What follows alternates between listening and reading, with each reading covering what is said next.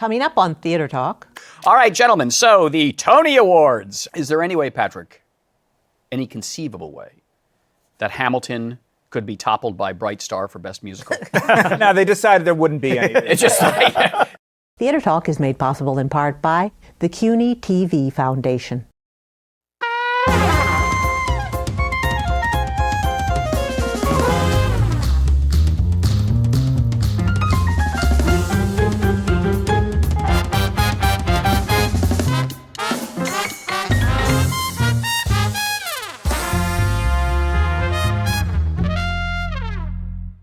From New York City, this is Theater Talk. I'm Susan Haskins. And I'm Michael Riedel of the New York Post, and we're already chuckling because we're joined by three of the clowns of Broadway to predict the Tony Awards, which are upon us. And our clowns for this Theater Talk segment are our good friend Patrick Pacheco from New York One on Stage and artinfo.com. Artinfo.com and LA Times. And you're back at the LA Times? I'm back at the LA Times. It's still around the LA Times? It's still around. Hanging on, right? Almost bankrupt, though. Yep. Apparently. I go with the best. And Michael Musto from... Don't tell me not to live, just sit and putter. And Jesse Green. Do you have a song? I wouldn't dare after that. Jesse Green is a bona fide Tony voter. Am I the I thought only you were going to one? say Tony Winner. Jesse Green from New York Magazine, who, by the way, before we jump into the Tonys, I want to ask you, when is your much awaited, eagerly anticipated book on Mary Rogers coming out? Next year. Now stop. No. It's fascinating because, you know, Jesse spent, at the end of Mary's life, a lot of time with her, co-writing her autobiography, and then she died, and he's finished. Now I'm writing it. Now you're writing it, yeah. But, I mean, it's going to be, come on, it's going to be one of the best gossip fests we've had in a long time. It's a lot of fun. She was a brilliant and hilarious woman and told the truth. All right, gentlemen, so the Tony Awards. Is there any way, Patrick, any conceivable way, that Hamilton could be toppled by Bright Star for Best Musical this season? Is that at all possible? No. Sorry, Hamilton's got it. And there are some other nominees in this category. Who are they, Susan? No, they decided there wouldn't be any. It's just like, this should be, remember the year when there were so few shows, they just gave Sunset Boulevard. That's right, they just... Best Musical. No, we also have... You read them. Oh, yes, we have Bright Star. We have Shuffle Along or the blah, blah, blah, blah, blah. Or The Making of the Musical Sensation of 1921 and all that followed. And we have School of Rock the Musical, and we have Waitress, and somehow they left out Disaster, Allegiance, Amazing Grace. And American Psycho. Which I loved. Yep. Which Jesse All right, let's killed. dispense with Hamilton quickly. I'm sick of All this right. show. All right, how many Tonys is it going to get? 10. 10, and they're going to... 10 out of its potential 13. Really? Yeah. 10. I think it'll be 10. I don't think it's going to win choreography. I think that's going to go to Shuffle Along and Sabian Glover. Yep. I don't think it's going to win leading actress. I think that's going to go to Cynthia Erivo in The Color Purple. And I don't think it's going to win sets. I think that's going to go to David Rockwell for She Loves Me. For She Loves Me, as brilliant as David Corrin's work was. Right. And there is a chance that Shuffle Along could also get costumes, in which case Hamilton would get 9, which is nowhere near the record of 12. The producers got. Yeah. I think it'll only get 8, but even at that, I mean, the thing about the producers was, as we were saying, it was a terrible season. Well, it wasn't a very good season. And this season we have at least 4 other shows that look likely to be hits. Really, and it's quite strong all the way along, despite the ones you mentioned.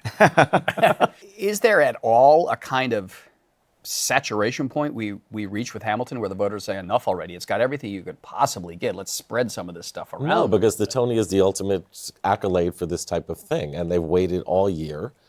Yes, they've been anointed the second coming of Jesus Christ, and Lin-Manuel Miranda is one of the most influential people in the world, all deservedly, but this is the cap-off that they've waited patiently for, and they're going to deliver it. Are the Tony voters going back in to Hamilton? They are. They've been invited back. They have been invited. Because the one, like for example, the one I was wondering about was the Best Supporting Actor in a Musical, where Christopher Fitzgerald in Waitress did a standout number, and I thought, well, they would have to go to Hamilton and remember Daveed Diggs, as great as he was. No. Daveed played 2 roles. He was sensational. He's going to win. Yeah. And he's going to win. And Gary Beach beat 2 other people from the producers in that same category. So it does happen. You can beat 2 other co-stars. No, I think he'll win. All right. Christopher Fitzgerald was fantastic, though. So He Hamilton, elevated Waitress. How many Tonys do you think? I think 10. 10. Michael? 10. 10. 8. Susan? I hadn't thought it through. You didn't prepare for this segment? I didn't know that was going to be the question. How many does it get? Well, Michael, here's one interesting point. Obviously, Patrick and I, by saying 10, we think it's going to win Best Actor in a musical. Now, I think Lin-Manuel deserves it. I think Leslie Odom's going to get it. Yes. Yeah. So we're pretty much saying it's getting that category. Yeah. I think so. Lin-Manuel is Though going to get it. Danny Burstein could pull it Kelly O'Hara. It's his 6th nomination for Fiddler on the Roof. Right. No. I think Lin-Manuel may get it. No. I think that would be fantastic. I think Yeah, he's gonna Leslie get two. Odom- Do people think that way? Well, all right, that's an I think interesting Leslie question. Odom is incredibly talented, and Yeah. Lin-Manuel's great for writing the show, but I think Leslie is a more charismatic figure on the stage in Hamilton Well, and than I Lin-Manuel know Miranda is. you were paying close attention. So, but I've always liked Leslie Odom. He's a terrific actor. I think too Hamilton. You like Leslie Uggams. I do, actually. I do. I think too that Hamilton may also get choreography. All right. It could. Moving along. Hamilton had great choreography. It was movement from beginning to end, really inspired and innovative. yes. Shuffle Along is more big numbers, and Yes. people are impressed by that. And Savion Glover is going into Shuffle Along. That helps his chances. Well, that helps our box office. Right. All right. Moving along now to Best Play. The nominees, Susan, are Eclipsed, The Father, The Humans, King Charles III. Jesse. Tell us, first of all, which one you're voting for and which one you think will win. Well, I cannot reveal that information. The sanctity of the election and the voting booth, and I can't find my papers. I'll be lay it voting on the for the line. humans, probably. It's a very strong category. I could see reasons to vote for any of those shows, but Good category. my sense is that people are leaning toward the humans. I don't know if that's what you all get as well. Eclipsed has more urgency as far as I'm concerned because it's literally about African women being raped by their master. Warlords, yeah. Yeah, and having to decide between that or putting a gun to another woman's head and making her get raped. And this was the year of abused women with Blackbird, Color Purple, Waitress. It's true. Wow. It was also the year of unwanted pregnancies with Waitress. On Broadway Bright or in Star- real life? Waitress, Bright Star, and you could count Hamilton. Well, there was a disconnect between the heartwarming Bright Star, Tuck Everlasting, which is about an old drag queen, think about it, and Waitress, and American Psycho. But that's a whole other We topic. get back to Play. Back to Play, The Humans is marginally a better play than Eclipse, and I think it's going to win. You think the humans? The Humans is a terrific play. I think Eclipsed could use it more. It's not doing all Not that doing well well, at the no, box it's not office, doing well. despite Lupita Nyong'o's in the leading role, who's also nominated and who's gorgeous in the part. I think The Humans is really challenging, and I think it's got to be said that Scott Rudin, as a producer, is nominated as the lead producer of 5 shows and is one of the producers of the 6th show, King Charles III, which is one of the nominees as well. He's responsible for 28 Tony nominations alone in his shows, and The Humans is one of them. Yeah, I love The Humans. I think it's a beautiful, haunting play. But I do want to put in, and I think it will win, but I do want to put in a good word for The Father with Frank Langella, because Frank got the reviews, and I think the play got a little bit short shrift there, but I think it's a very fine play about a man suffering from dementia told from his point of view. It's sort of an obvious premise, and yet clever at the same time. I mean, by the end of that play... Well, I've never seen dementia and Alzheimer's portrayed from the point of view of the person, so that you don't know if a conversation he just had really happened, or if that person even exists. Right. And Frank Langella is obviously going to win Best Actor. you think- Langella plus Alzheimer's equals Tony. Yes. Do you think it's a slam dunk? Because Mark Strong was awfully good. We agree The Humans is going to win. Tell us who the best actor in a play Okay, nominees are, got 'cause to they're very good this year. Paper. Excellent. Best performance in a play, leading actor, Gabriel Byrne, Long Day Starting in Tonight, Jeff Daniels, Blackbird, Frank Langella, The Father, Tim Pigott-Smith, Charles III, and Mark Strong, A View from the Bridge. I mean, I would say probably Frank Langella, because he is brilliant in The Father, but I want to put in a word for Jeff Daniels, who I thought was terrific as a guy who is confronted by the woman he had an affair with when she was underage in Blackbird. Very, very powerful. Which way do you think it's going to go, Jesse? I think it'll be Frank Langella. There's a sentimental vote, I think, towards somebody who's approaching the age of that character. But he's won 3 times. It's not like we've never Is given that him right? the honor. Yeah. He's won 3 times. Yeah. Well, he is one of our great actors. They're all very strong performances. It's one of those categories that makes you think, why are we doing this? Yeah.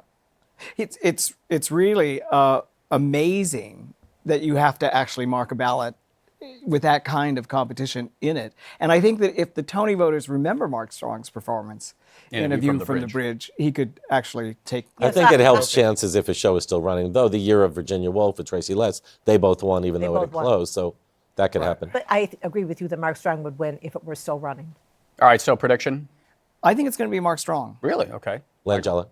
Langella. Susan? Well, I'm just going to say Jeff. I'm not ready for this one either. Jeff Daniels being contrary, but probably. I love Jeff Daniels. He's great, but I got to give it to our old Right. pal Frank Langella. So this is a longer around actors because there's some terrific actors on Broadway this year. How about performance by a leading actress in a play? The nominees? Susan? Okay, best leading actress in a play: Jessica Lange, Long Day's Journey into Night; Laurie Metcalf, Misery; Lupita Nyong'o, Eclipsed; Sophie Okonedo, The Crucible; Michelle Williams, Blackbird. Patrick, which way are you leaning on this one? I think Jessica Lange. I probably wouldn't have said that before I saw A Long Day's Journey into Night, but after when I saw it, and it was close to 4 hours, so I thought, okay, I got to brace myself for this one. I didn't realize Mary Tyrone was such a focus, at least in this production, it seemed to me that she was. And I was so taken up by her plight and her predicament.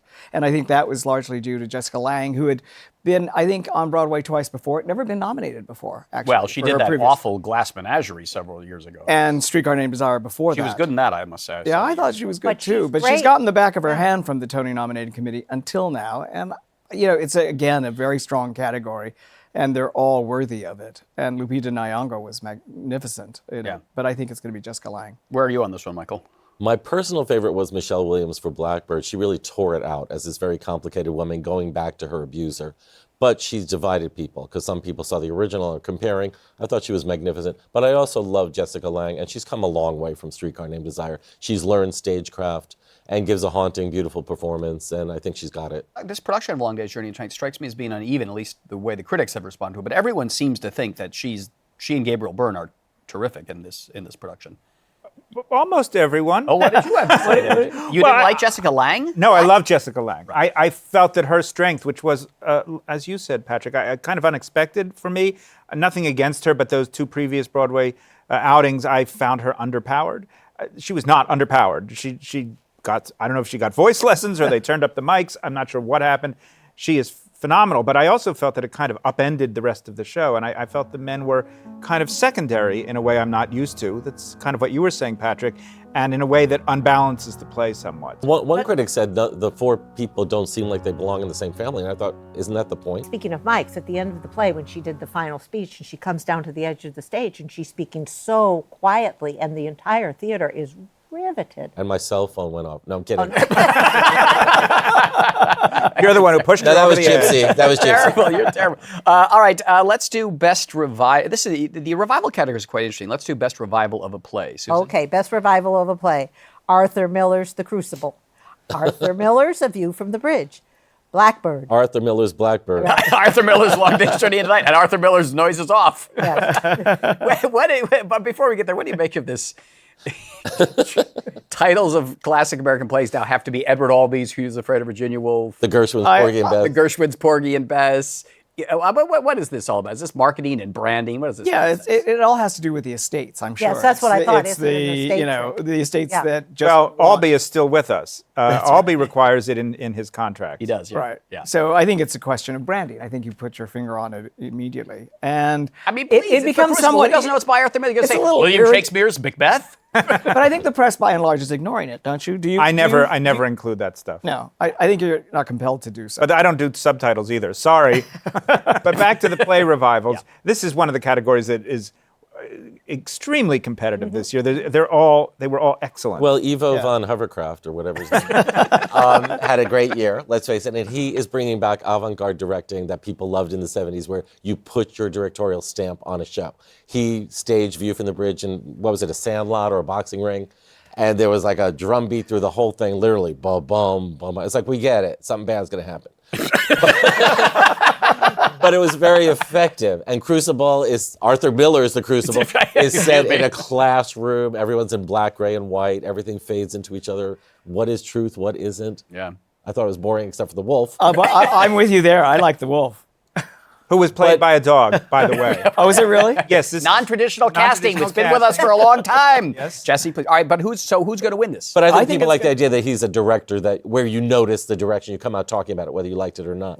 However, I do think Long Day's Journey, since it's still running, is going to win. You think, really? Yeah, I'm with Michael. I think Long Really? Day's You think- Journey is going to win. I would have guessed The Crucible, but what do I know? And I want to say Jonathan Kent, director of Long Day's Journey into Night. Did you have to have that fog come in and choke us all. All right. Oh, God. And how about in The Father, where every scene ended with those bright lights to wake you up? Well, I don't mind the bright lights, but the fog. Well, half the audience had epileptic seizures as a result of it. It was Well, I had a sore think it throat was- for 2 days.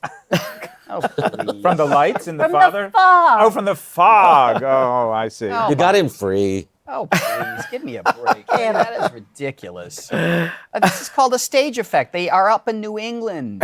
They're in New London. The fog rolls in. Well, It's it a did metaphor roll for the in. murkiness of the On little house. cat seat. So, all right. Not heavy-handed It did at roll all. into the audience. I think, quite all right, so heavily. I'm going to say best revival of a play. I think it's going to be The Crucible. You think it's Long Day's Journey? I think I'm Long going Day's to Journey. You think Crucible. Susan? Crucible. Because there's going to be fog in it. All right, best revival of a musical. I think terrific category. I'm going to read the categories just for fun. Arthur Best Miller's She Loves Me. No, the best revival of a musical, The Color Purple, Fiddler on the Roof, She Loves Me, Spring Awakening. So I got a little news reporting that I was doing the other day. I was at a show, and about 4 or 5 out-of-town Tony voters were there. And they liked the show we were watching, but I'm not going to say what it is. But all they could talk about was they'd all gone to see The Color Purple with Heather Headley, who's replaced Jennifer Hudson. And all they could talk about was how great Heather Headley was and how great The Color Purple was. And this is interesting to me, Patrick, because I know The Color Purple producers were a little put out that Jennifer Hudson was leaving right before the Tonys. But the fact that Heather Headley is doing so well really gives this show a leg up over the competition. I think it's going to win Best Revival. I think you're right. I'm personally rooting for She Loves Me because my friend Joe Masteroff wrote it. I thought Jennifer Hudson was sensational. I might be in the minority, but I thought she was good. She was tremendous. You're not supposed to vote for a show because you like the replacement. Did you vote for Ren because you like Joey Fatone? No, it's just that people are going to see it for the first time, and she's added some greatness. Tony to voters it. haven't seen it yet? No, well, out-of-town Tony voters who Yeah. have not been in. Yeah, who- they all who are come not in around. They're during coming in May, because and- it's a big Well, it has a terrific chance, and Cynthia Erivo is obviously going to win Best She's Actress for fabulous, Color Purple, and Yeah. it's a scaled-down John Doyle thing with folding chairs. I'm sorry that Spring Awakening didn't open later in the season because I thought that was a really thrilling revival. Well, it wouldn't have happened if it didn't open early. in the That's season. right. So- But I'm sorry because I thought that was in terms of its innovation and reinventing the show that actually was the top level. But since it's not here anymore, then I think it Jesse, goes will to, you- will to you- the. Well, you're interrupting me. That I think it goes to The Color Purple. Jesse. Yes, I was saying, knock some sense of these people. It's The Color Purple. It's obvious. I don't see how it would lose, although I did love She Loves Me. And is Fiddler just an also-ran? Yeah, It sadly. is. Yeah. These are all good revivals, but The Color Purple was a total reinvention of that show. It was not so good. I hated it the first time around. I thought it was bloated. All the others, Fiddler and She Loves Me, those were already incredible shows, Right. done beautifully in their current production. And revived Many before. times. Yeah. Yeah, but with this Color Purple, I mean, I really went prepared to, it could be a slog and I was going to hate it. By the end, like a blade of corn. I was waving my hand in of the corn. air. Corns don't have legs. Like a honeybee. I love it. Like a waterfall. And at Waitress, those you are were lyrics. eating that key lime pie. I love The Color Purple. I think this production makes a case for it being one of the best American musicals. Well, of the I last think that was 25 your years. headline. I don't know. I don't write my headlines. Oh, you didn't, because it said maybe the best revival in Broadway history was your headline. I'm paraphrasing, but I did that was say the that somewhere headline. in the But text. would we be saying all this if the amazing Cynthia Erivo wasn't in this? I think that's- she's That's such part of having a great component. production is casting Yeah. it well. Yeah. John Doyle put together an incredible Right. cast, and not just the ones who were nominated. It goes all the way Yeah. down the list. Yeah. Speaking of which, let's just get the performance from a leading actress in a musical. They are, because another good category. Okay, best leading. Laura Benanti, She Loves Me.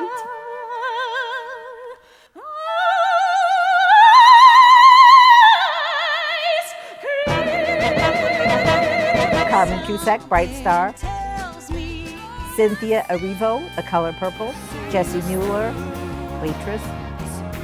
Philippa Sue, Hamilton. Philippa Sue. Philippa Sue Hamilton. Hamilton. We agree it's going to be Cynthia Erivo, I think. But can we put in a good word for both Jessie Mueller and Waitress and Laura Benanti in She Loves Me? I mean, they're terrific I think you performers. can put a good word in for all of the names that she just rattled off. They're all fine performances. But I did she- not. I got to admit, I did not see Bright Stars. Is Carmen Cusack as good as? Can I give away She's the terrific. plot of that? Please It's like a do. Hallmark movie. Several, I think they did several both. critics who I absolutely adore and respect so hated American Psycho, as did other people, because they were threatened by its bloodiness and its Well, that's second not act why I problem. dislike Well, then why it. would you sit your ass have- down to see something called American Psycho? then If we you're like, have- I'm offended by it. It's bloody. And then one of the reviews is like, he's not sexy and he's not scary. He's definitely sexy. And he terrified the daylights out of me. What do you want him to do? Come up and chop your head off? So, and also it made a good statement on what's And I'm going represented on. in the show, by the way. There's a character who says, I'm writing an article called The Death of Downtown. That's my article. Right. Oh, right, because you lived at that time, the 80s. And I never signed American a Psycho was release. that's your era. There's a lot of blabber here about American Psycho. You didn't like it. What's wrong with it? I hated it. Why? Because you were offended by the blood and I was the not hunky offended guys? by it. That there's other reasons a person cannot like something besides offense. I don't take offense at much. It was hideously boring. Hideously boring. Yes. Wow. And poorly crafted. And I, of course, didn't like the novel to begin with. So how was I going to like it? Leave it to you to like it. Leave it to you to like it. Well, and I didn't read the novel. I just went in, and there were all these great blood splatter sets and people falling all over and cute numbers and everything. Well, I'm bored already. You and I get bored of different things. You're the only one who thought it was cute numbers. Cute numbers. It wasn't no, Nanette. Yes, it was. It was, no, Nanette! Well, but at Put least- down that meat cleaver, Nanette.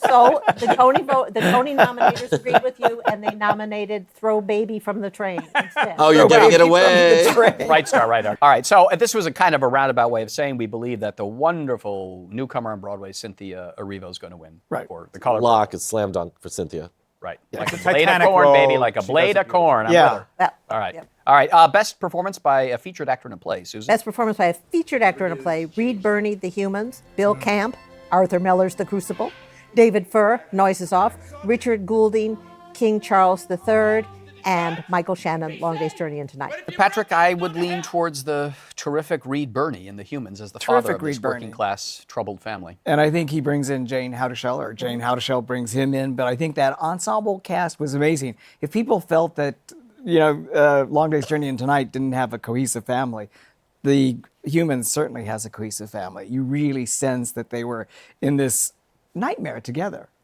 And the Humans reminded me of a delicate balance, this inchoate Yeah, fear. fear. That's something pervades the ominous atmosphere. that pervades the atmosphere. I think Joe Mantello did a bang-up job Yeah, we'll get to casting him in a that second. show. But who do you think? Reed Birney? Reed Birney, he's a theater favorite. He's been nominated before, and he's really terrific as the father harboring this secret that he has to reveal. And do you think Jane Houdyshell plays his wife? And Jane Houdyshell, performance similarly, is a leading theater actress? favorite, is brilliant. Her timing amazing.